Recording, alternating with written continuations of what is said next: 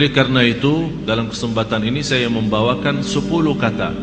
Insya Allah ada positif, ada juga negatif. Tapi saya mulai dengan negatifnya, khususnya sama anak kita. Karena dalam pendidikan sangat luar biasa perhatian Islam dalam pendidikan. Islam sangat memperhatikan pendidikan anak kita, sistem pendidikan anak kita, perhatian kepada anak kita. Karena ini semuanya pengaruh.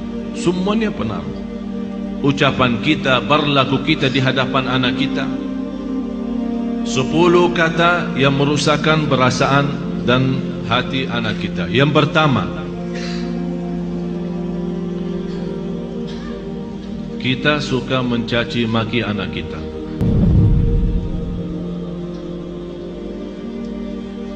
Ini sebuah bahaya, apalagi kalau kita lagi emosi. Dan saya selalu sampaikan kepada jamaah, kalau lagi emosi, jauh daripada anak. Jauh. Jangan jadikan anak korban. Saya tidak enak membawa ucapannya karena kita di dalam masjid.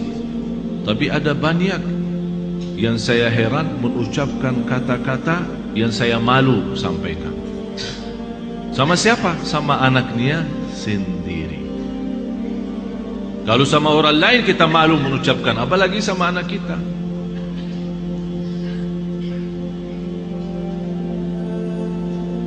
Jadi salah satu kata yang pertama dari 10 adalah caci maki. Yang kedua, kita menghina anak kita. Bagaimana menghina anak kita? Ya di depan kawan-kawannya. Kalau dia bersama kawan-kawannya di dalam kelas atau di sekolah, kita datang jemput atau hantar, tapi kita suka menghina anak kita di hadapan mereka.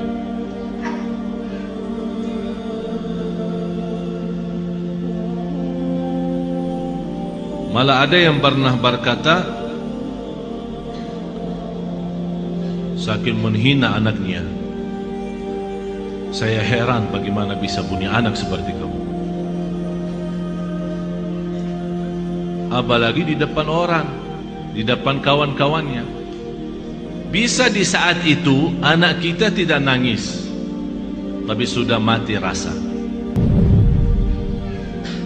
Sudah mati rasa. Akhirnya menjadi hati kecil. Susah kita bina untuk menjadi anak salih-salihah karena kita sudah hancur duluan. Sudah kita hancurkan duluan. Itu yang saya selalu sampaikan. Itulah namanya durhaka orang tua kepada anak sebelum anak durhaka kepada orang tua. Atau kalau dia punya saudara banyak, jangan menghina.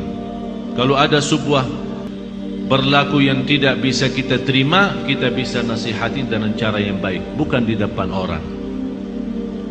Karena itu namanya nasihah, bukan fadihah. Nasihah adalah mengingatkan dengan cara yang baik, tapi fadihah membukakan aibnya di hadapan orang. Alasannya, niat saya menasihatin.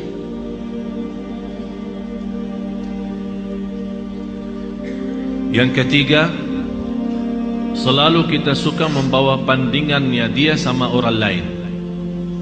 Ini lihat, abang kamu jauh lebih pintar. Ini lihat, anak itu luar biasa. Kamu tidak bisa seperti mereka. Itu tidak bahaya itu. Ini mengakibatkan apa? Kecil hati. Yang kedua, benci sama orang itu.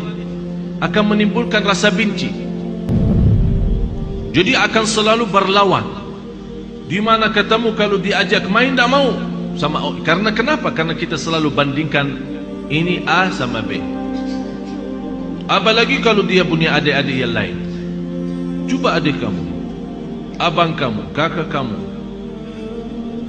pintar bacaannya, pintar ngajinya, pintar salatnya. Kamu apa sih? Ini mohon maaf, ini bukan sering terjadi. Malah saya sendiri mendengar di hadapan saya, ibu yang membawa 3 anak, Yang dinyakiti perasaannya satu.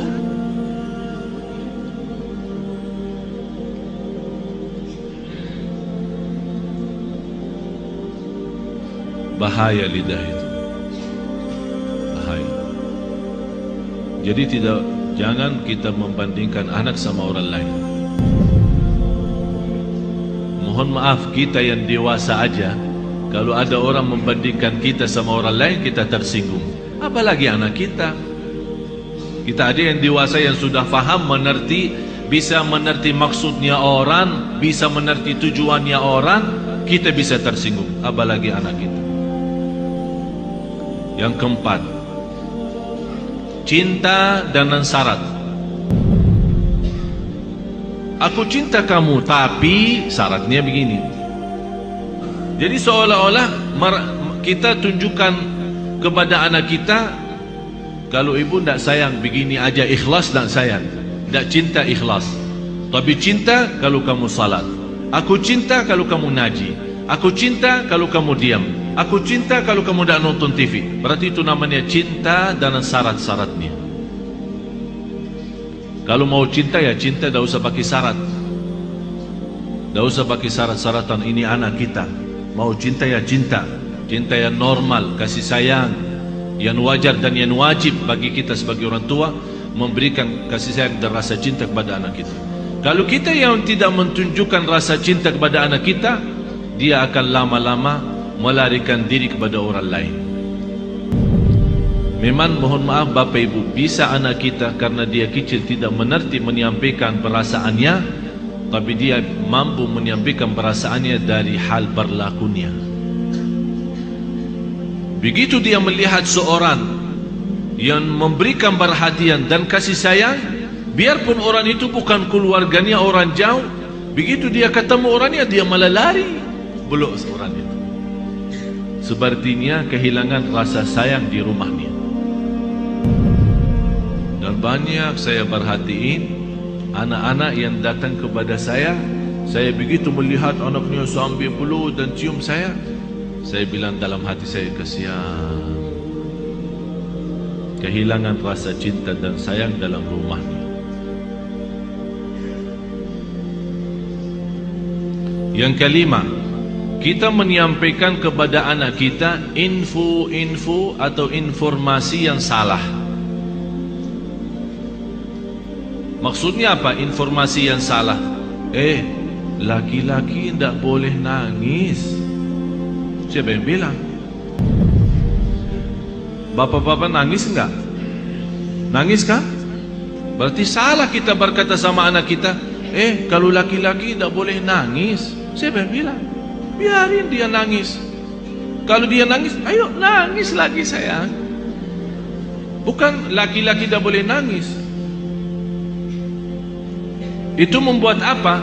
Mengakibatkan sakit jiwa. Karena setiap dia mau nangis, dia bertahan. Alasannya informasi yang salah, laki-laki tidak boleh nangis. Akhirnya dia tahan-tahan, menjadi beban, lama-lama sakit jiwa. Betul, ini betul. Jangan dianggap tidak terlalu. Terlalu.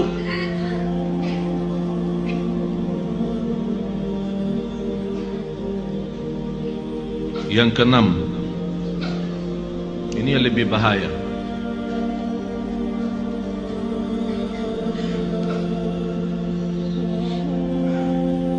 Kita selalu memberikan ancaman. Ayo makan habisin, kalau tidak datang hantu.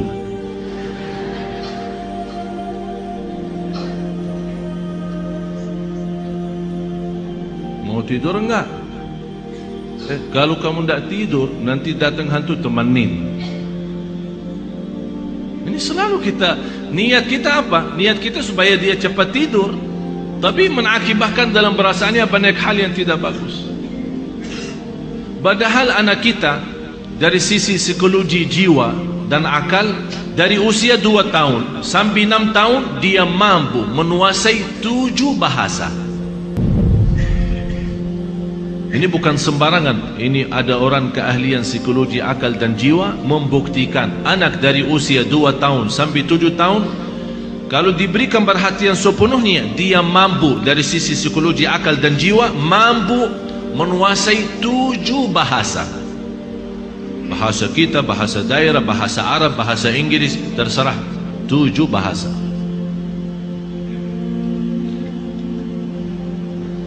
Tapi kenapa kita sia-siakan kesempatan ini yang masih luar biasa? Kenapa kita siakan?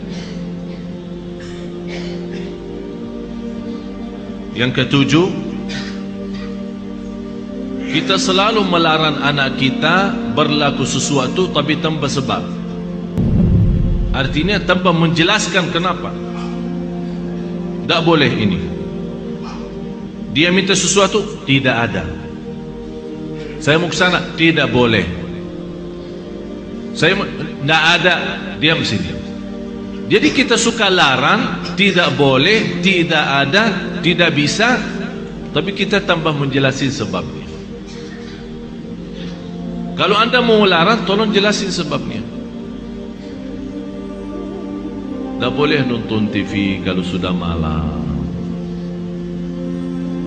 karena nanti mengganggu matamu. Ini ada alasan kenapa kita larang. Kalau makan sampai habiskan makanannya, karena di dalam makanan ada barakah. Kita tidak tahu di barakahnya yang di mana.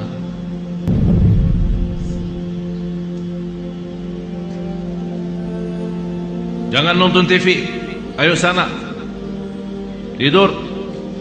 Ibunya megang remote, teng teng teng.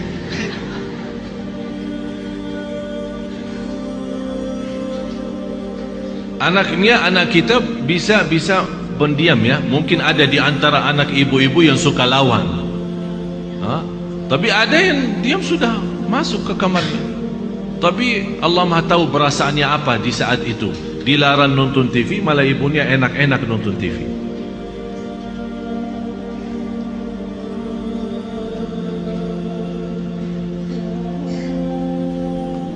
Banyak hal Bapak Ibu yang perlu kita perbaiki. Banyak. Kalau kita memang ingin bukan hanya doa mengharapkan anak salih salihah, tapi ada contoh baik, ucapan yang baik. Yang ke-8,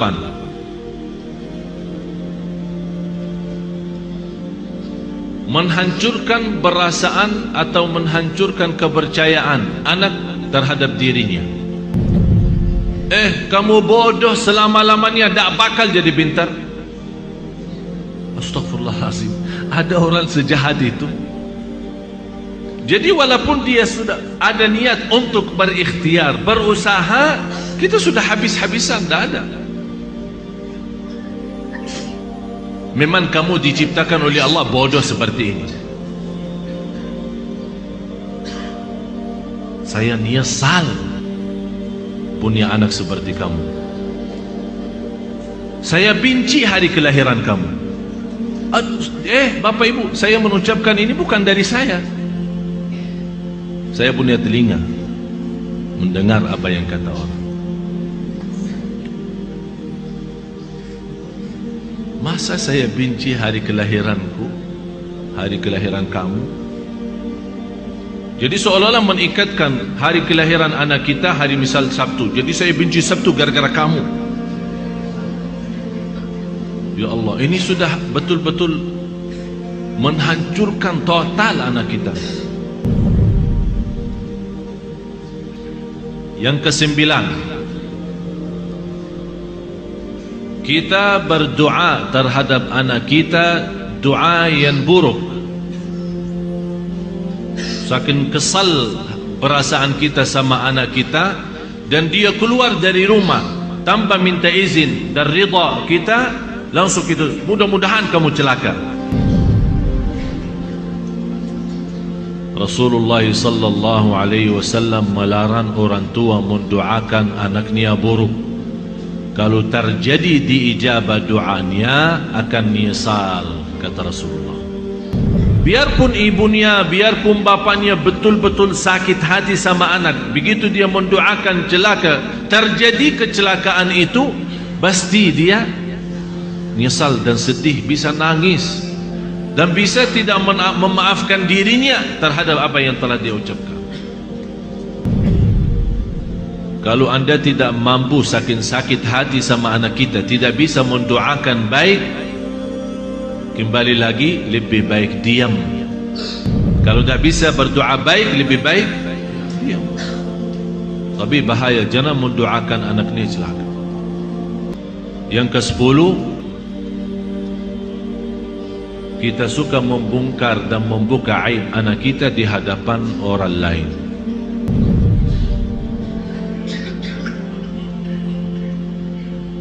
Ini anakku dah ada malunya, kalau tidur suka kencing di atas tempat tidurnya, suka buang air di tempat tidur. Capek aku setiap hari bersihin tempat tidurnya karena bekas kencingnya. Ini kan dicerita sama kawan-kawannya di sekolah. Apa yang akan terjadi? Kawan-kawannya apa? Senang atau gimana? Kesempatan kan? Setiap dia tanya,